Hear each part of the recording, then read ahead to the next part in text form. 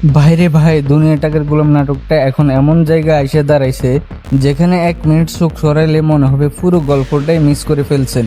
পরবর্তী পর্বে দেখা যেতে পারে গুরুতর আহত গোলামকে হাসপাতালে নিয়ে যাওয়া হলেও তার চিকিৎসা শুরু হচ্ছে না, কারণ ডাক্তাররা এটাকে পুলিশ কেস বলে জানিয়ে দেয়। পুলিশের অনুমতি ছাড়া তারা কোনোভাবে রোগীকে ভর্তি করাতে রাজি না। ঠিক তখনই হাসপাতালে ছুটে আসে ফাতেমা।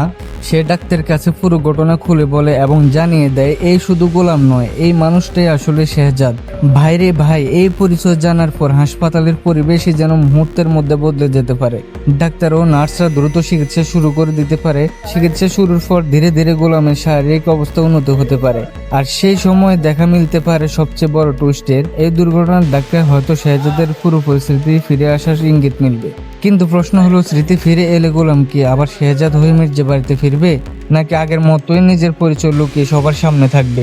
আর ঋতুই বা কিভাবে মেনে নেবে এই পরিবর্তন? অন্যদিকে দাউদ খানের সঙ্গে কি আবারও শুরু হবে নতুন সংঘর্ষ? এই সময় আমার ফাজিল বন্ধু হাবিব জিজ্ঞেস করলো, দোস্ত তোর কি মনে হয়, এবার কি গোলাম পুরোপুরি শেহজাদ হয়ে ফিরবে? আমি বললাম, ভাই এই নাটকের রাইটার এমন টুইস্ট দেয়, আজ গোলাম কাল শেহজাদ, পরশু আবার কি হবে সেটা শুধু ওনারাই জানে।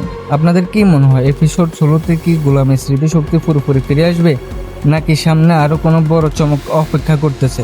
কমেন্টে জানান। আর ফাজিলগিরি ফানে নতুন হলে এখনই সাবস্ক্রাইব করে ফেলুন। আল্লাহ হাফেজ।